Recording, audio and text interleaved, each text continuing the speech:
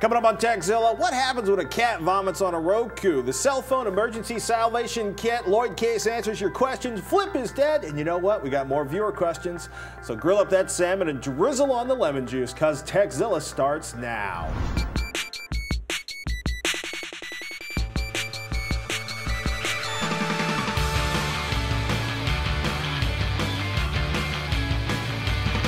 This episode of Techzilla is made possible by GoToAssist Express. Support smarter with GoToAssist Express. Squarespace and Harvest time tracking and invoicing. Go to getharvest.com/Techzilla for a free 30-day trial and start working better today. I'm Patrick Norton. And I'm Robert Heron. Welcome to Techzilla, hands-on reviews of the latest tech and how to make the most out of the gear you've already got. Hey, whether you're a beginner or tech support for your friends and family, if you've got a question about tech or where to stop in central Utah, we've got an answer for you. It all depends on whether you want cowboy gear, mom's cooking in Salina. Mom's Cafe is awesome. Yes. Hey, and if we don't have an answer, we're going to track down somebody who does. Case in point, Loyd Case. Case in point, that was a pun. That was unintentional. Pandora. Yeah, what's up with Pandora? Why are you sending the GPS data, sex, my sex personally, male, female, birth date, and other data to ad servers? We forgot to mention this last week, but the beloved music service is reporting a lot of info to third-party ad services. Ars Technica reported that Pandora has argued that it needs the user information so that it can continue delivering personalized music streams. Vericode's analysis, however, shows that Pandora isn't just collecting that information for itself, but it's also using it for advertising purposes, which is a big deal for the federal grand jury that's looking into Pandora right now.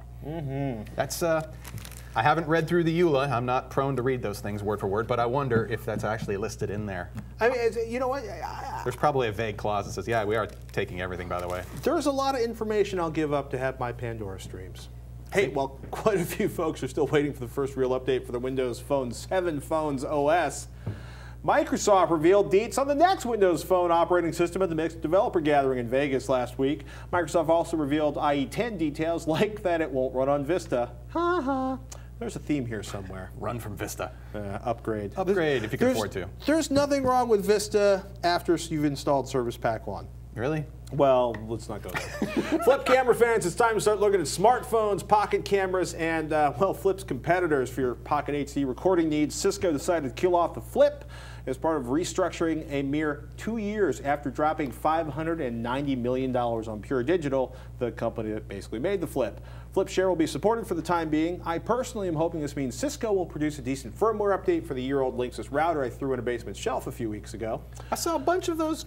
I had a lot of friends of mine purchase Flip phones as gifts over the holidays. Not phones, Flip cameras. You're right, Flip cameras. And I'm surprised that, I don't know, it just seemed like that was a pretty popular item. I think it's because, you know, like, I think it's because 720p recording is like standard, and is by next year it's going to be standard in like every smartphone. It's standard in almost every digital camera you're buying. They could have been undercutted too by their competitors making, you know, knockoff style products too. So somebody's going to pick up that ball and run with it. Our hearts go out to the 550 people who lost their jobs with the Flip division being shut down at Cisco.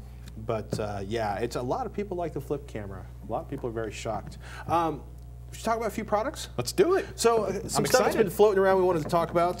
This is kind of neat. DisplayLink is not a new technology. It's essentially a USB video driver. This is a DisplayLink flat panel. It's cheapest 14-inch USB powered mobile LCD monitor. Sells for $180. If you're the kind of person that needs to do presentations and don't want to carry around a 17-inch notebook, well, cheapest 14-inch USB mobile LCD monitor is an option. You're going to need, and I was kind of actually pleasantly surprised, it's powered off of USB. That's pretty cool. There's no external power required for this then, huh? Basically, 2 USB ports.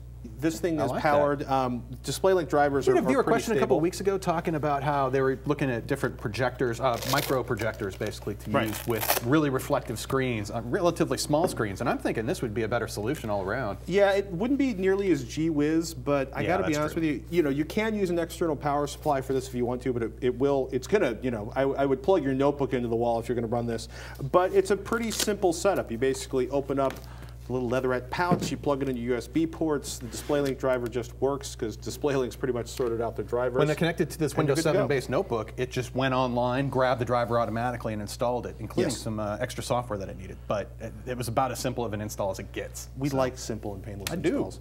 So something out there, 360 electrical, the 4-outlet rotating surge protector. I've bought like 8 of these for my house. You haven't seen these? No. You haven't? Someday I'll get you in my house. Not this style. So these are actually, they do one that's just the rotating outlets. But this one actually has a surge protector built in. Oh, nice. Tells you if your outlets are properly grounded. Tells you that you're protected or not. Yeah, and it's actually, the outlets rotate to make it easier to fit big, fat wall warts. So you can fit multiple devices on there. I will say we have managed to like the most commonly used outlet and the one in our kitchen. There's one like right above our little kitchen table area, the little kitchen dining eating table. The most used outlet?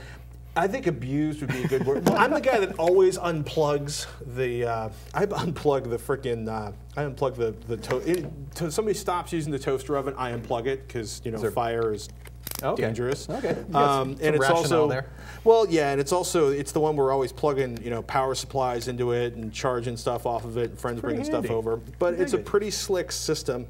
I see that screw coming out of the back. Does that imply that you have to remove your wall plate and then that replaces it? Yes. Nice. You replace your wall plate with this. We're actually, I think I probably have 6 or 8 of these in my house at this point. That's handy. I have one from Triplite that has just bars of outlets that can rotate out and back, but they're not independent and they don't rotate. That's not bad. Well, I like the rotating feature. I just like things that spin. I dig that too. Anyhow, I would get the cool surge protectory one. Weehaw screwdrivers. A couple of folks asked what these were when I mentioned them recently on the show. Weehaw. Basically, they're a tool manufacturer. I own a set of the insulated electrician screwdrivers. They live in my bag of wiring gear. They've got a pretty good set of nut drivers that look very similar to this. These are like 1,000-volt AC resistant. Don't light yourself on fire because you cross the stream screwdrivers. I still power.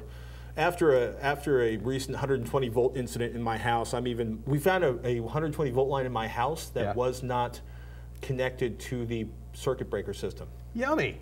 No, that's not a good yummy. Surprise. That was not a good surprise. Just touch it real quick and see if it's hot. Scared the hell out of the electrician. That will do it. Well, first it scared the plumber who was standing in water when he found out that that's why our heating system wasn't working. If you hear him go quiet for like 5 minutes, just go check on him. Yeah, well, the problem is the area where he was working, and there was no way to get him out of there if he electrocuted himself. It was a little scary. Put some drywall and sell the house. Again. Power off your notebook before going inside of it. Power off your computer before going inside of it. Power off the electrical supply to your house before working on it, even if you have the magic screwdriver. So we just have raw lines going there, and then we got to cut the wire. I don't even want to go there. I'm sorry. I love living in the older homes. Occasionally, I see fascinating interpretations of code. WeHotTools.com is a website. They make really nice stuff. They have literally like 1,000 different types of screwdrivers on their website. They feel good too. They do. Grippy. So take a moment to thank one of our sponsors, Harvest. It's a web-based time tracking application relied upon by creative and technology-driven teams in over 100 countries worldwide. That's a lot of places, people. With Harvest, you can easily track project time and optionally invoice your clients online. With Harvest, you can quickly see how your projects are progressing with powerful visual reports and make better decisions about where you and your team spends the day's most valuable resource, time. Harvest Visual Reports gives you an overview of your logged hours and how much of your time is uninvoiced, for teams quickly see where the time is going, including what's taking the most time. Harvest native iPhone and Android companion apps let you track time and expenses on the go, whether you're online or offline. You can even snap pictures of receipts and upload them to your Harvest account directly. Learn more with a 30-day free trial at getharvest.com/TechZilla. And do yourself a favor, sign up using the coupon code TechZilla and you'll score 50% off your first month after that. Please support TechZilla by supporting our sponsors like getharvest.com/TechZilla. Time to get our HD Nation on. Voodoo is coming to the PC, right? You're thinking Windows Media Center. We were super excited. Look, we have our Win faces on because Voodoo's HDX 1080p streaming looks fantastic. Yes, it does. And like quasi Blu-ray-ish. Unfortunately, really is close. Voodoo's only going to be SD on the PC. What? You'll need Vudu on a Blu-ray player, HDTV, or some other appliance to get the full 1080p action. What excuse are they claiming? I'm pretty sure it comes down to negotiations. Security. Oh, really? No, it's like everything else. It's what do they have rights to do? Okay. What do they have the rights to? What do they have the rights to? What do they have the rights to? I'm guessing. I need that software on my desktop. Yes, you do. Badly. It's So a home theater PC. I will. It's begging for some Vudu HD. In more cheerful news, Netflix will be getting all the Star Trek TV series in July. TrekMovie.com says the original Star Trek, Star Trek The Next Generation, Star Trek Deep Space Nine, Star Trek Voyager, and Star Trek Enterprise, TOS, TNG, Voyager, and Enterprise will all become available on July 1st. Oh. DS9 will launch on October 1st. TOS and Enterprise will be available in HD. The only Trek TV that Netflix will not be streaming is Star Trek The Animated Series from the 70s, as that show is not included in the CBS deal. End quote. I suspect epic sick day reporting in geek-heavy job fields come July. Hey, and from the holy cow, that's a big department, Sharp began shipping a 70-inch Aquos Quatron LED LCD this week. 69.5 inches of screen, to be exact. They're quick to note that a 70-inch HDTV offers, quote, 62% more screen area than a 55-inch LCD that seem to be all the rage right now. This TV will include Cinema Now, Netflix, Vudu, and Vudu apps, DLNA support. Video streaming are built in along with basically Wi-Fi to feed the whole darn thing. And we're just trying to figure out how Sharp is delivering an LCD this big with a $3,800 MSRP. That's pretty impressive for that price tag. Yeah. I'll have to see what the quality looks like. Maybe they'll send me one. Maybe they will. I will ask nicely. I just want to verify that Vudu is doing SD in the browser on the PC. Yeah. SD only. Hey, you know what? That said, Walmart now owns Vudu, so who knows? It's basically studio restrictions, but who knows what Walmart can pull out. I just double checked because you were hurting there for a moment. You want your HDX. I get it with my Netflix, but I'd love to see some HDX in my home theater PC. Vudu makes shiny video. That would make me happy. Another big HD news, Peter Jackson going 48 frames per second for The Hobbit. Big announcement he put out on the Facebook. Nice. Nice. Why 48 frames per second? And not that you're going to see a movie about furry-footed people because you hate hobbits with a fiery passion most people reserve for political parties. I might see The Hobbit. But you might. I might. Yeah, because you loved Lord of the Rings. Main advantage. I mean, most movies up to this point for the last 90 some odd years have been basically captured at 24 frames per second. And if you try to move the camera too quick, or if an object's moving too quickly through the frame, you get a lot of blurring or other really annoying artifacts. This will help eliminate some of that, and it will overall just improve the clarity and detail of every frame shot. Now, it should also, because they're maintaining that frame rate, a frame rate that's similar, or basically 2x of 24, it should still maintain that cinema-like look. The feel of it. And I think this will be a good thing, and especially for 3D content, where the more detailed that picture that can be captured, the better. I think he's eyeballing this toward producing 3D content with it, and producing better quality 3D content with that. It's interesting. Apparently, they're using Red cameras to shoot that also. All digital. We're going to try to get Alec Lindsay, our man from Pixel Garage, on to talk about some of the announcements that came out of NAB. Nice. We can talk about Final Cut Pro, but we'd put you all to sleep. Hey, I have a quick follow-up to my review last week of JVC's beautiful DLA X3 front projector. The IR emitter and the 3D glasses I showed, those were optional. For the curious, the 3D sync emitter lists for about $80. And those spiffy 3D glasses, $180 a pop. So if you're going to be throwing down, that's a little bit extra on top of that $4,500 layout for the X3 model. I still really want to try out the X7 though. And Digital Cinema's 3-chip DLP projector, but that's a whole nother story. But HDTVs are coming. They are. We've had a lot of people like the projectors are really nice. Projectors are cool. However, this week already, sitting over about 25 feet away from me, Panasonic has graciously loaned us 2 of its latest 2011 HDTVs to test and review. Basically, we're going to look at the TCP50 ST30. That's the 50-inch model in the company's ST30 series of 1080p plasma televisions. It features some of the same terrific display technologies that Panasonic introduced in its premium 2010 models last year, including high-performance phosphors, panel and filter improvements that create deeper black levels and increase the efficiency of the light emitting from the display. And of course, 3D. However, the price has been decreasing quite nicely. You can get this tech now for that 50-inch screen size, listing at $1,500. Really? That's pretty impressive to me. That's cheap. Yeah, for something that arguably was the top of the line last year, a brand new model. It kind of excites me. And of course, we're going to be looking at one of their 3D, not 3D, It's just an LED LCD television. The TCL42E30, 42-inch 1080p, LED lit, $1,100 price tag. Features an IPS panel technology similar to what LG uses for improved viewing angles at wide angles, basically improved viewing at wide angles. Also, it's 120 hertz refresh rate, easy IPTV that includes access to Netflix, Pandora, Amazon Instant Video, and more. I'm unpacking these later this week, I think day after tomorrow, and we'll have the review in time for next week's episode of HD Nation. Speaking of which, Mario emailed in, I'm in the market for a new TV. My girlfriend's old CRT just blew up. Ooh. Love plasma, but thinking about switching to LED. Room is dimly lit and can go dark. Need help. D8000 UN or PN are new and don't have proper reviews out yet. Please help. Budget's $2,300. Looking to buy within a week. Love the show. Keep up the good work. P.S. When will you guys do another surround sound episode? Thanks, Mario. Some serious surround sound coverage coming up in a couple weeks, or about a month actually, late May, early June. We're going to get some serious surround sound action going on.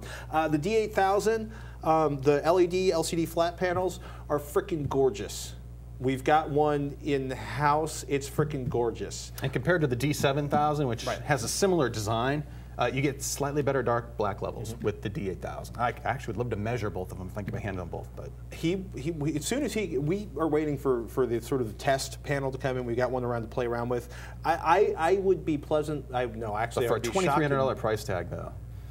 That's going to be hard. 46 is doable. 46 that's actually right in the ballpark for 55, that. 55 is closer to $3,000. Yeah. So you're looking there. Although I've seen some return refurb stuff on Amazon for the 8000. You're not going for that. Nah, don't do that.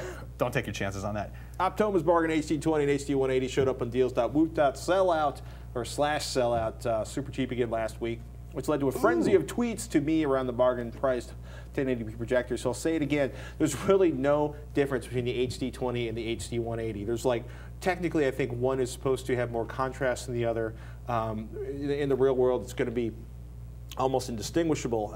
CRT Jur 46, or I should say at CRT Jur 46, opened up a slightly larger can of worms, and he asked, at Patrick Dorton, should I be worried about the Optoma projector being refurbished? Right now, that is my only reservation. Look, I buy refurbished products all the time. I don't, but on that, because of the price being so darn attractive. It was like $650 last time. And after seeing the one you got, it was beautiful. I mean, it was clean, didn't smell funny. It had a good bulb system in there, lamp projector, or the lamp module in the projector was fine. It looked about as clean as I could ask for. And about 10 seconds out of the box, it's going to be in used condition again anyway. So yeah, I mean the factory open box deals are a little scarier to me, especially because Best Buy, for example, a lot of the open box deals in Best Buy are like $10 off the Best Buy price, when you can get it for half the Best Buy price on Amazon. Okay, maybe a third less on Amazon. You know what I mean? So know the price. Know if you're getting a real good deal. For a $900 projector that's factory refurbished, so it's got a factory warranty from a major company. I'm less worried about that refurbished. I've bought several refurbished iPods, several refurbished MacBooks, several refurbished Dell outlet monitors. I prefer that over, say, a retailer with an open box item, something like that. If the factory took a look at it and said, you know what, we give the nod to this product, then yeah, I think that's a safe bet. Yeah, but for refurbished, keep an eye on whether or not there's a full warranty or not. Usually there is, and just caveat emptor. Let the buyer beware. Hey, now it's time for the new Blu-ray releases for the week of April 19th, 2011. First up, The King's Speech. This 2011 Best Picture winner stars Colin Firth as King George VI and follows his struggle to overcome his stutter. This Region A locked release comes on a single 50GB disc with an MPEG-4 AVC codec and a 1:7:8:1 aspect ratio. Blu-ray.com gives the transfer a 3.5 out of 5, calling it steady but slightly underwhelming. The audio comes in a DTS HD Master Audio 5.1 lossless track, which Blu-ray.com calls wonderfully clear and accurate. Extras on the disc include a director's commentary, a 23-minute making-of featurette, a 22-minute Q&A with the cast and crew, a 10-minute overview of the real speech therapist portrayed by Jeffrey Rush, plus 2 full speeches from the real King George VI, his pre-war speech from 1939 and his post-war speech from May 1945. Next up, The Last Legion.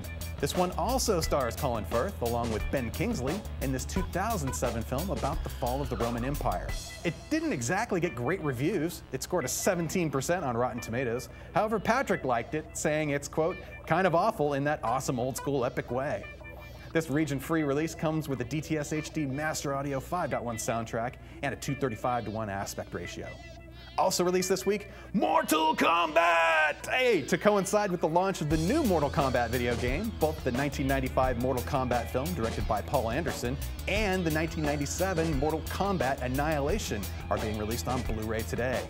Both films come on a single region-free 50GB disc with a VC1 codec, a 185:1 aspect ratio, and a DTS HD Master Audio 5.1 mix. Plus, each one comes with a redeemable code for a free exclusive Jade character costume for the PS3 version of the new game.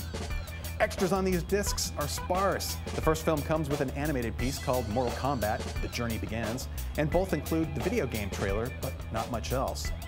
And as always, check out our show notes at techzilla.com or hdnation.tv for the rest of this week's Blu-ray releases. Hey, it's time to thank one of our sponsors, GoToAssist Express. If you provide technical support to clients, colleagues, friends, or family, have you found an easy, cost-effective way without being there in person? The best way to provide technical support is to do it online with GoToAssist Express. It lets you view and control another computer online so you can quickly resolve technical issues. You can help friends learn how to use their new software and fix family computer problems without being there in person. TechZilla viewers can try GoToAssist Express free for 30 days. For this special offer, visit GoToAssist.com/TechZilla. That's GoToAssist.com/TechZilla for a free trial. Welcome to this week's freebie download pick. A free program that we find useful, fun, or incredibly interesting. This week's pick, Format Factory. If you're looking for an all-in-one video, audio, and image converter, Format Factory is the answer. Just drag the files you wish to convert into the main window, choose your settings, and click Start. You can even convert videos to GIFs, rip DVDs, combine 2 videos or audio files, and much more. Thanks to Chertograd for the tip, and if you have a good video encoder or any other free software, do let us know. Send us an email to techzilla@revision3.com. Hey, when there's a PC problem you just can't figure out, a question about GPUs you need an answer to, or you're just curious about what upgrades to get for your PC, who do you ask? Well, you ask Loyd Case, of course. Welcome back to the show, Lloyd. Hey, good to be here, Robert. Pleasure to see you again. Hey, let's get right to the first question, which comes from Shaggy, and Shaggy writes, hey, with the recent release of Crysis 2, I've been thinking more and more about finally playing the original Crysis. When it was first released, I told myself that I would not play this game until a rig existed that could play it on very high settings with all the bells and whistles cranked up. I've had plenty of other fine games to keep me busy until that time. Is that time here yet? I'm currently running an E8400 with 4 GB of DDR2 RAM and an NVIDIA GTX 260 at 1600 by 1050. Signed, Shaggy in Cleveland, Ohio. Well, the problem is, yes, you can run Crysis at full, with everything turned up, not with this system. Oh. It's mostly the graphics card. I think the processor can handle it. Even if that relatively low resolution? Yeah, I think if he really wants to crank up all that stuff that they have, you know, the DX10 stuff in Crysis, he wants to get something like one of the newer, like a GeForce 560 Ti or maybe a Radeon HD 6870, something like that. Oh, terrific. The Radeons in particular seem to handle Crysis pretty well. It's pretty impressive. How about the amount of memory he was running with? 4 gigs 4 of RAM? gigs is fine. For gaming today? And I think the 8400 is okay, because it runs at a high clock speed, so it should be fine. So definitely, for him, you should be focusing on the graphics. Right. Terrific. Hey, next we've got David, who emailed us asking, I'm in the market for a new PC, and I'm not really confident enough to build my own at this point. I'd like to get a desktop system for under $1,500, which is capable enough out of the box to play a game like Crysis 2 with a decent frame rate and resolution. Now, I have a 24-inch monitor already, so perhaps that will make my $1,500 budget a little more reasonable. Are there any systems you can recommend, or can you give me ideas as to what I should look for in a system in regards to processor, RAM, and graphics card? Also, can you help me with what to avoid when looking at a new system? Signed, David in Athens, Ohio.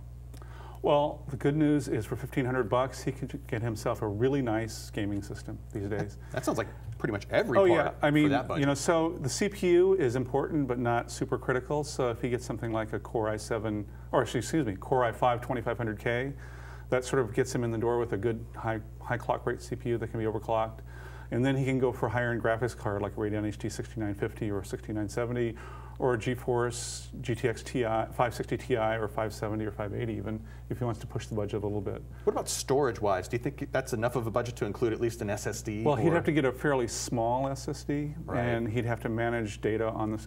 And what he would end up doing is a lot of the games ended up on the rotating hard drive, which wouldn't speed things up very much. Takes all the fun out of it. Yeah. Memory-wise, I think he was pretty set for I think what he's considering. 4 or 6 gigabytes, depending on what kind of motherboard and CPU he gets, will be just fine. Any particular manufacturers for those parts? There are some great companies there, Falcon Northwest and Digital Storm and Puget Systems. All of those guys make systems in that class. And I think he can probably find something in his budget from one of those guys. That's true. I was going to say, oh, do you recommend any suggested coolers as well? But since he's looking at having somebody else build it, it's probably not as much of a concern then. Have them take care of that. Yeah, and those guys are really are crazy about stuff like coolers and know what's out there and what to put in their systems. Terrific. Hey, the next question comes from a person named Cole who writes in, I have an EVGA GTX 480 Hydro Copper Edition. Because of the water cooling, the card naturally runs really cool. My max stable overclock in Afterburner with the voltage as high as it will go, which is 1.138 volts, is 910 megahertz. Woo. With that voltage, my max temp running folding overnight was 52 degrees Celsius. What I'm wondering is if there is software that will allow me to raise the voltage higher so that I can get a higher clock. If so, what's the max voltage of 480 can handle before it starts degrading? If there is no software that will do it in Windows and I need to flash the BIOS, what do you suggest I use? Signed, Cole in San Jose. I have a message for Cole. He's completely insane. I'm telling you, I was going to say, pushing his stuff to the limit, though. To be a little more serious about that, the problem is he's pushing the voltage to the maximum that the utility that EVGA supplies, which is the Afterburner utility, will push it. And so he's already maxing out what a company who sells a liquid-cooled graphics card will support. And the problem with that is that, yes, he might be able to get a little more voltage out of it. He would get another frame per second or 2 maybe. It's actually not worth it. And the risk is he would end up with a brick, a really expensive brick. Exactly. So I would say that at 910 megahertz, which is way over the original clock rate of that card. But even at the relatively cool temperatures that he's running it's not the temperature. At some point, even if it's not always thermals. Even if the thermals are good, you can still get to a situation where a couple of traces break and you're done. I was going to say, pushing too much voltage through that tiny piece of copper. That's right. Psst. That's right. So I think he's about as good as he wants to go. I would rather, you know, if it were me doing this, I would say, I have a liquid-cooled 480 GTX. It's probably worth some money. I'll put it up on eBay and get something faster and newer. That sounds good. Well, maybe even SLI if you had the room for it in the liquid cooling setup. Yeah, in fact, in fact, that's probably pretty easy to do. If he's comfortable with liquid coolers, it's just a matter of adding some more tubes and retubing it and refilling the cooler. Cool. Hey, and finally, we have a question from Freddie who asks you, I've just ordered a new machine from CyberPower. It will be my first that will include a 64 gigabyte SSD. It will also include a 2 terabyte hard disk drive. I ordered the machine with no operating system installed. I understand that the OS and data should be separated, but I have not seen details on exactly what should be separated. I want the OS on the SSD and the data on the 2 terabyte drive. Now, during the install, how does one move their personal file to the data drive? Should I also consider moving the app data folder to the 2 terabyte drive? And if so, how? Signed, Freddie. To sort of answer this question backwards, there's no need to move the app data file. It doesn't get that big, and a lot of it's just temp data that you can manually delete if it gets large. 64 gigabyte SSD is really pushing it, so once he gets Windows installed, he'll have maybe 30, 40 gigabytes left. So what I'm assuming this is a Windows installation. Right. The cool thing is if he's installing either Vista or Windows 7, it's pretty easy to configure it so that all your data stuff is on the secondary drive. And the way you do that is you go in and you look at all your user files, right, under the, typically you'll have a folder with your name on it, right? You open that up and there are folders called documents and photos and all that kind of stuff. You right click on all those and you bring the property sheet up, and one of the tabs in the property sheet is called location. Ooh. And you click on location, you can go in and edit that to put it on the secondary drive. And then when Windows says, do you want to move everything there? You say yes, because if you don't, you end up with 2 of these folders, and it gets very confusing as to where everything is. And you can even put your desktop there and stuff like that. That's really handy. Yeah, the problem is, what he'll end up doing is he'll have a very fast Windows boot. If he puts his regular applications on the SSD, those will start up pretty fast. He doesn't have enough room on the SSD for his games. The cool thing is if he's playing with Steam, or most of his games are Steam games, when you install Steam, you can also configure that to put on secondary drive. Oh, terrific. Now, what if down the road he decides to re-image or rebuild his system with the operating system? is it easy enough to point back to where those files are stored on your data drive? Same drill. So, okay. so you know, you have your. What happens is you'll install Windows, or you'll upgrade it, or whatever you want to do, onto the bigger drive, or you just image it, and then you go to that secondary drive, and then you right-click and bring up the property sheet and say location, and you move it back. Terrific. Just click on the thing when they ask you to move. Say move, not just copy. Gotcha. That's a good tip. Hey, thank you very much, Lloyd. Now, don't forget that you can catch Lloyd's work on Maximum PC, PC World, Game Pro, and his own website at improbableinsights.com. And you can follow him on Twitter at Loyd Case. And Lloyd will be back again next month, so if you have a question you want Lloyd to answer, please email us, techzilla@revision3.com with Loyd Case in the subject line. Hey, it's time to thank one of our sponsors, Squarespace. Squarespace offers users a flexible solution for anyone looking to create a blog, personal portfolio, or any kind of website. No matter what level of coding experience you have, Squarespace can provide the tools needed to create a high-end, complex website that is uniquely your own. Don't worry if you come across any questions or issues. Squarespace also offers every user 24/7 support. We know a ton of you guys have signed up and built your sites with Squarespace. Now we're looking for your questions and tips about Squarespace. Email your questions and tips about Squarespace to squarespace@revision3.com for a chance to have your question answered or tip shown off in a future episode of TechZilla. If you don't already have a Squarespace site, head over to squarespace.com/TechZilla to get a 2-week free trial and learn more. Thanks again to Squarespace for sponsoring today's episode. Stephen in Oklahoma writes in, "Cat threw up on top of my Roku box. Both are now dead." Okay, I didn't kill the cat, but the cat definitely killed the Roku box. Should I just write it off and buy a new one? A new Roku box, not cat. After all, the top Roku box is all of $99, but I'd love to bring this one back from the dead. Any suggestions on how I should proceed? Stephen in Oklahoma. Yeah, it was one of those like can't stop laughing because we had a cat that was prone to vomiting. And you know, I got really good at dealing with cat vomit stains and wool rugs. Consumer electronics is I emailed Steven, I'm like, did you unplug it immediately? And of course, it was like a 2 a.m. cat vomit incident. So ignore that till the morning. Yeah, and that's the well. The problem is like unless it's smoking. Well, give me your cell phone for a second. Give me that cat. Oh no, we've been overfeeding the cat all morning long. Please. Here's the thing, right? Any piece of consumer electronics, your camera that you just dropped, your cell phone you dropped into the toilet, right? Yep. One of the funniest things I've ever seen was a dude on the cell phone having an argument, dropped it into the toilet. I would giggle. And you know, I tried. Oh, no, sorry, I'm coughing. I was laughing and pointing. He was not impressed with my humor. You drop your phone into the toilet. You drop your camera. Your camera gets splashed by a water fountain. You leave a window open, and the back of your television gets covered with rain because the storm's blowing it in. Unplug it first. Turn the power off. Take the battery out if it's got a battery. Unplug it from the wall. Remove the batteries, memory SIM cards if it's a phone. Open all the ports. Do not grab a hairdryer and start trying to dry it with a hairdryer. That's like one of my first instincts, though. You think it helps? Well, it tends to blow moisture further into the device. Totally. That is bad. What about vacuum cleaners? Vacuum cleaners, people are comfortable with. Okay. People more responsible than safer I am. Than blow dryers. Yeah. I mean, in theory, you could be like, well, some water got in here, and aren't I sucking the water from here through here if I try to vacuum it out here? But generally speaking, I'm more hairdryer bad, vacuum better. Best case, if it's small consumer electronics, if you're lucky, rice works as a desk kit. Couple handfuls of rice, like fresh rice, out of the bag, drop it into a bag, drop your phone into that bag, zip, and when I say bag, I'm like Ziploc gallon freezer bags. A much better idea than rice as a desk kit is... a desiccant. Yeah, desiccant, Silcagel. These are rechargeable. You put them in an oven for 3 hours at 300 degrees, and you bake the water out. You know there's water in these when the blue Silcagel little thingies turns pink, right? So you put them in the oven for 3 hours, it bakes the water out. Some that turn orange.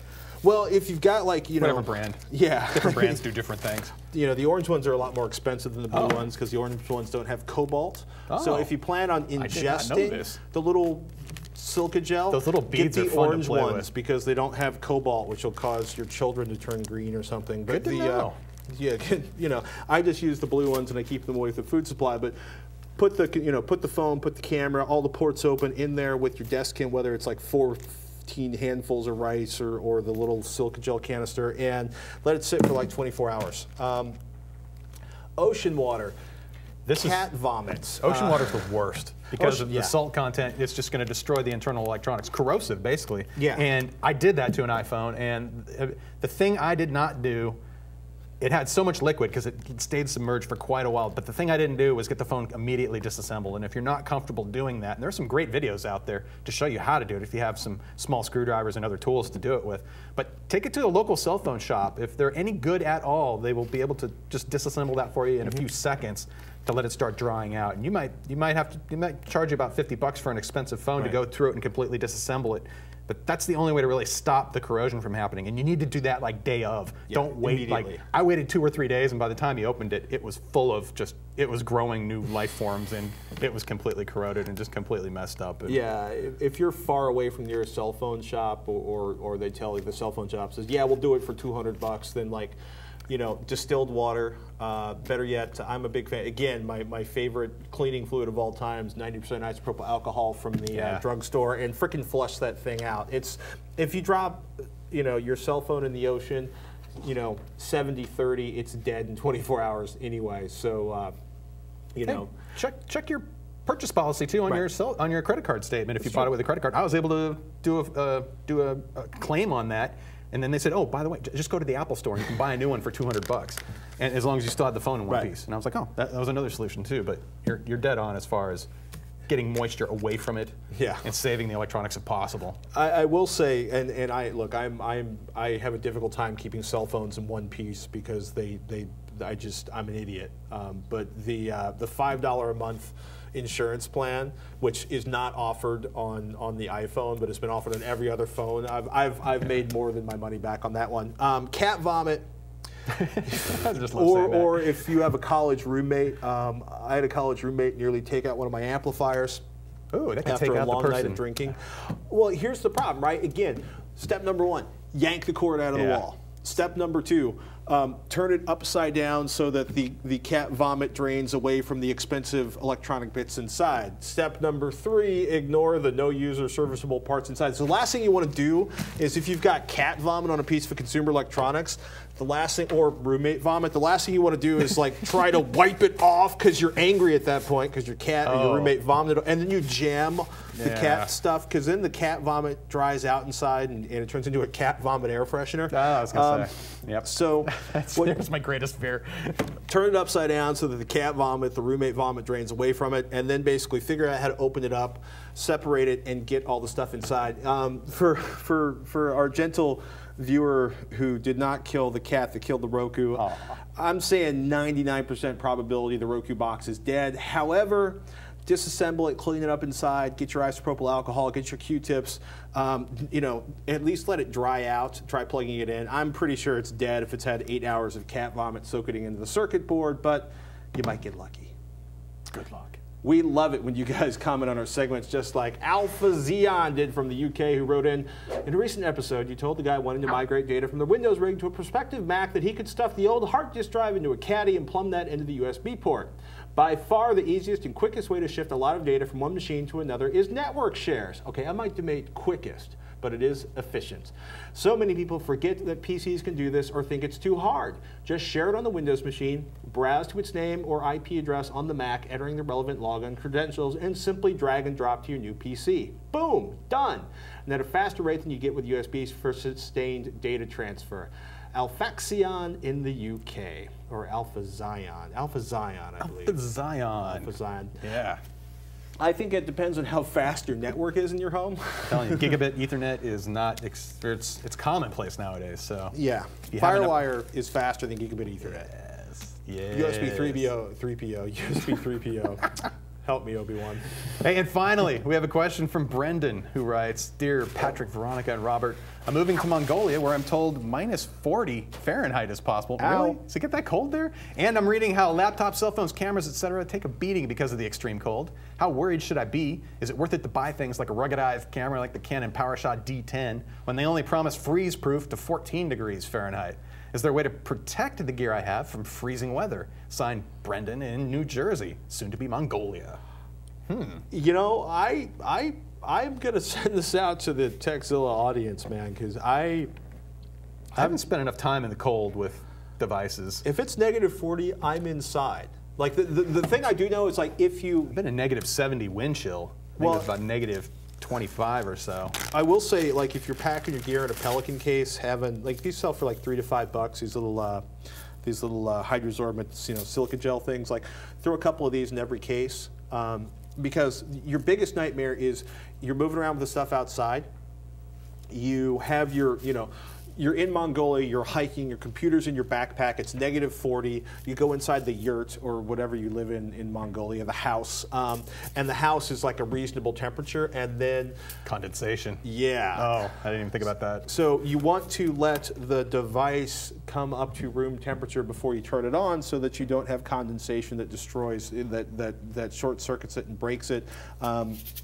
I think packing, I'm a big fan of packing things in gallon freezer bags and using desiccant and Pelican cases and stuff, but I don't know how desiccant or gallon freezer bags behave at negative 40-degree temperatures, because if it's negative 40, I don't go outside. I would assume that a lot of consumer electronics probably wouldn't function properly if they are that cold. Now, if it's something you just pulled out of your pocket and took a picture or recorded something, I think it would probably work, but batteries don't work well in negative degree 40. Like battery life drops to the floor when it's that cold. LCD crystals sometimes don't behave well. Plastics start acting funny. Yes. Shatter plastic at negative 40. So if you have advice on how to deal with negative 40-degree weather in Mongolia for our gentle viewer, please email us, techzilla@revision3.com, which is the perfect place to email us your tech question, whether it's about burning tech or cat vomit, or just a very interesting question. Send it in. Techzilla@revision3.com is the email address, or you can post it on our Facebook page at facebook.com/techzilla. And of course, we are also on YouTube at youtube.com/techhd, and Twitter at Techzilla, at Robert Heron, at Patrick Norton, and at Veronica. No, wait, you're at Robert Heron. I know. Veronica's over there right now. So we did at Patrick Norton. Thanks so much for watching. I'm Patrick Norton. And I'm Robert Heron. Till next time, you've been watching Techzilla. Yeah. Do not lick the silica gel. Really? Yeah. Is it bad? Apparently there's cobalt in there. I don't know how, you probably need like 50 pounds of this. Isn't it just, okay. I don't know. Glass? No. Silica gel is basically plastic, silica. isn't it? No, it's silica, okay.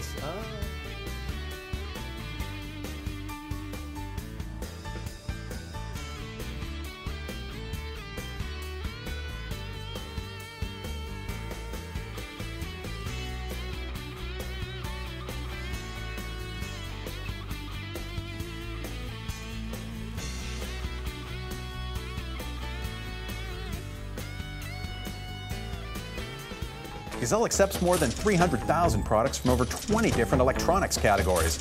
Shipping is free on all items of value, and in most cases, they'll even send you a box to ship with. Gazelle is a great way to get cash to upgrade to the latest iPhone or Android phone. Just go to www.gazelle.com to learn more.